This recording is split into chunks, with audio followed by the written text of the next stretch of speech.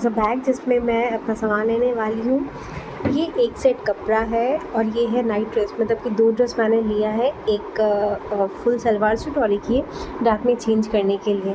साथ में एक पन्नी में मैंने लिया है कुछ मेडिसिन, जिसमें कि जनरली बॉडी पेन का और कुछ एंटीबायोटिक्स है। ये है पैसा, जिसको भी मैंने पन्नी में रैप करके लिया है क्योंकि बरसात का सीज़न है। इसमें मेरी कुछ बेसिक नीड्स हैं, जैसे ब्रश हो गया, फेस वॉश हो गया, ये सब है। ये एक छोटा सा पानी का बॉटल और मोबाइल चार्जर। तो फाइनली ये कुछ सामान ही मैं अपने साथ इस बैग में कैरी करने वाली हूँ।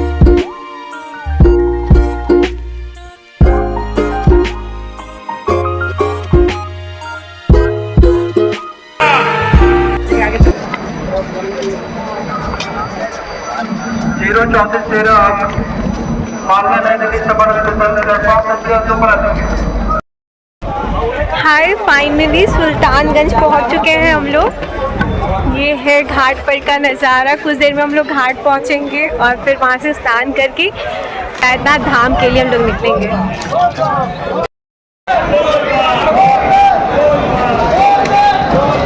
हाय, फाइनली हम लोग पहुंच चुके हैं गंगा घाट अजगैनी धाम।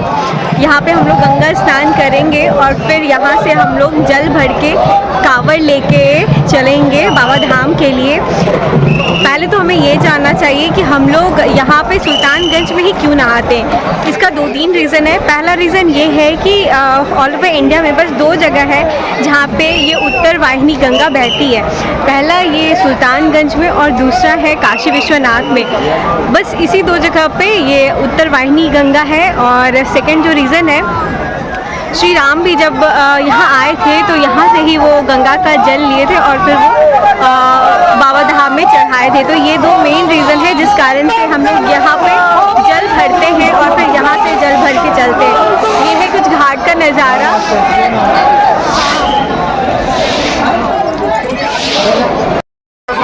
हाय, हम लोग ने स्नान कर लिया है गंगा घाट पे। ज़्यादा तो भीड़ नहीं है, बट हाँ भीड़ है।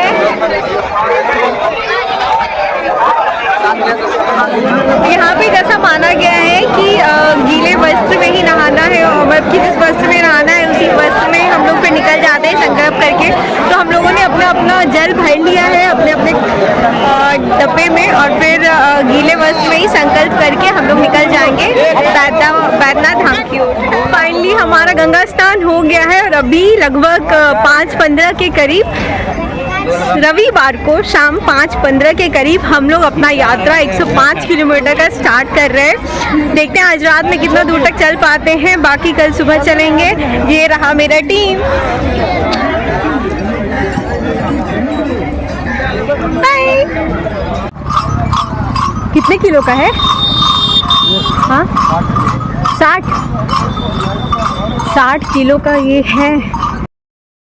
वैसे तो माना जाता है कि जिस कपड़े में आप सुल्तानगंज में स्नान किए हो उसी गीले वस्त्र में ही आपको बाबा धाम देवघर तक जाना होता है, जिसमें कि आपको 3 से 4 दिन का समय लगता है।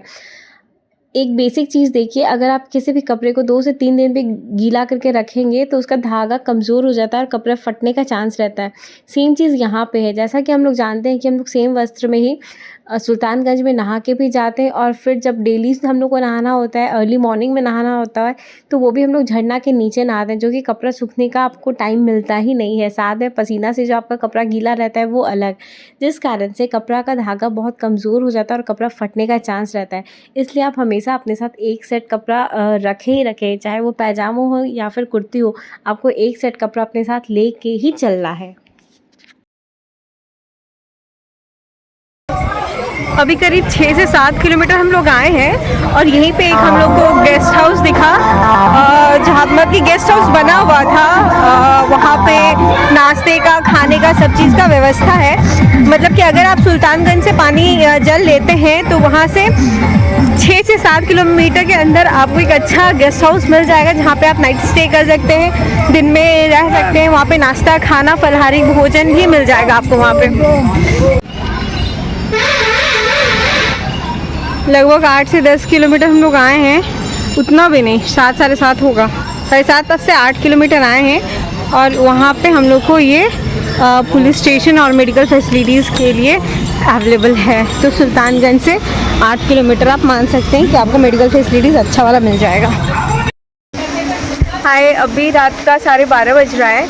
लगभग 5:30 सवा 5 के करीब हम लोग अपना जो पैदल यात्रा है 105 किलोमीटर का वो शुरू किए थे और अभी तक लगभग 7 घंटे में हमने 15 किलोमीटर ही यात्रा तय किया है। बाकी का अभी 85 किलोमीटर के करीब अभी बाकी है, तो 3 से 4 दिन शायद लग जाए।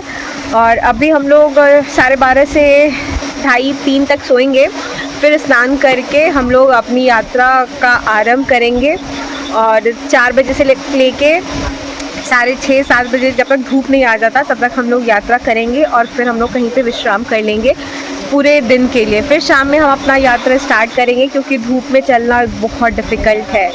तो अभी हम लोग यहाँ सोने आए हैं। कुछ खास वैसा अच्छा तो नहीं है, बट हाँ काम चलाओ क्योंकि 2 ही 3 घंटा रहना है तो चलेगा। पंखा है और काफ़ी अच्छे शिविर है, बट हमें यहाँ मिल गया और अच्छा यहाँ मिल गया इसलिए हम लोग यहीं रुक गए। तो अगर जो आगे जाना चाहते हैं, आगे भी अच्छा सा शिविर है और पीछे भी बहुत सारा अच्छा शिविर था जिसको हम लोग छोड़ के आए। बट हाँ 13 किलोमीटर के बाद ही आपको कोई अच्छा शिविर मिलेगा।